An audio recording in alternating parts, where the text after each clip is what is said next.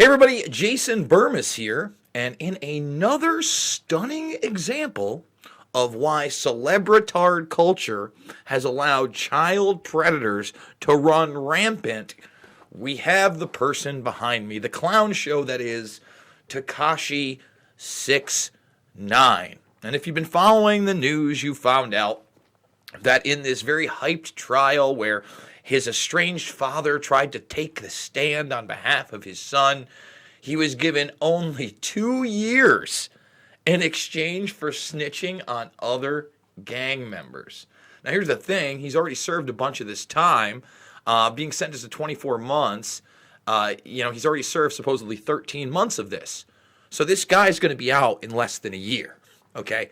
And that has nothing to do with these previous cases of where he was taking part in the sexual assault of a 13-year-old girl, which he filmed and put online. Okay, now at the time of him filming it, he was 17 years old. Still not an excuse for the people that he was surrounding himself with. Then there are allegations of when he is overage, being with teenagers that are 17 and younger. In fact, sex offender registration and that, but all of these videos here, hold on, let's see if they're lined up here. They're unlined up in one of these. Here they are. So this is one girl who was 17 while, Tekashi was overage, and she had posted her account in 2017 online on YouTube. Obviously, all those things are gone. So before any of this, with the gangs and, the Cardi B nonsense and the FBI, he already got cut a sweet deal. So you got to ask yourself, why is it that the Tekashi 6ix9ines of the world, why is it the Harvey Weinsteins of the world, why is it the Kevin Spaceys of the world, all these people have money, fame, are promoted in the media, they're producing the hottest pictures, they're the best actors, they're top of the album charts. And what happens? Literally every single time they walk away with a slap on the wrist or even less. While there's manufactured media outrage that takes us literally nowhere. Zero places. Now, I also question how much time he served. Now, here is a bit of a conspiracy theory. Now, I'm not saying that this is correct, but again, when you look at these cases in the past and you look at people that work with the feds, there was this docket that was produced last year saying that he spent almost no time in prison and was immediately being protected by the feds. And even right now, it's kind of a charade, a shell. I don't know that that's the case. I would imagine the guy's already got special treatment in there. Again, who could he have narked on? This is someone who is not only alleged to be a gang member, but possibly put hits out on people. Okay? And don't get me wrong, I think that they used the fact that this guy was young and that they had all the charges in the world against him, and they were going to threaten him with those charges for him to roll. But it's unbelievable to me that we commute sentences on monsters like this guy. Do you think he's going to turn his life around? Do you think he's going to stop abusing children when this wasn't even that account? I mean, come on. And for a judge to act like he was hard on him by saying that the 13 months he spent is not enough and he'll be spending 24 months in jail is an utter joke. It's a slap in our face. It shows you how corrupt the system is. It shows you that if you're promoted by MTV, if you're on Entertainment Tonight, if you walk down those runways, if you live in that culture that's promoted by Hollywood and the music industry again and again and again, if that. And the only thing that even comes close other than that realm is politics, and they're so interwoven. This Tekashi 6ix9ine, I've never even heard anything I like from the guy. Not that I'm big on pop culture and music, and especially today's music. There's not a lot I listen to. I guess I listened to the new Tool album and enjoyed that this year, and that was about it. But I'm just saying, the culture gets dumbed down further and further and further. And they promote guys like this as the norm. I mean, I can't tell you, being in that culture of running a bar, it's been less than 2 years since I left that bar culture. And, having a jukebox, seeing what people are into, listening to the young culture talk about artists like this, like they're not sex predators, like they're not interested in children, like they're the coolest thing ever, like maybe I need to get my hair dyed like this, and maybe I need a face tattoo. That's upsetting. It's upsetting. It's gone beyond, the gangster rap act that was put on by people like NWA and really worked into family entertainment eventually. What do you mean, Jason? Well, out of NWA, who did you get? You got Dr. Dre, then Eminem, household names.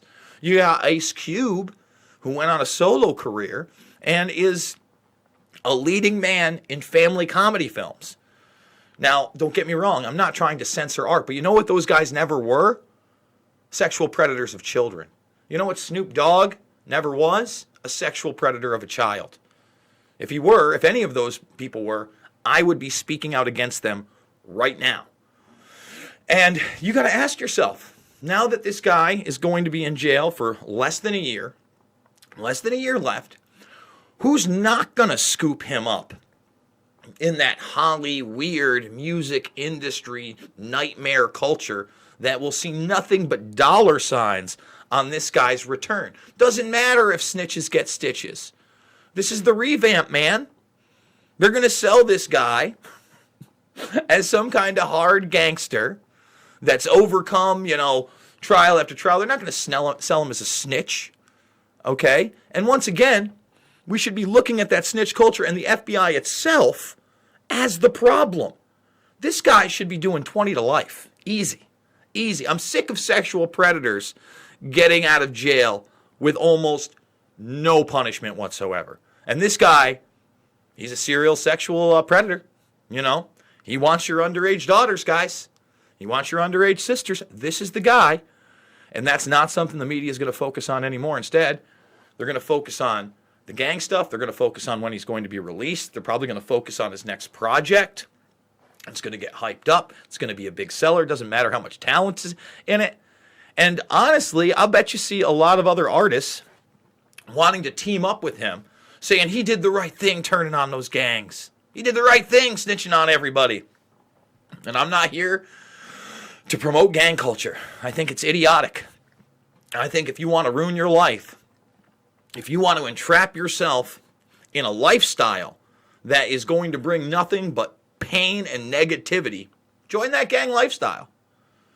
Please, by all means, you have free will.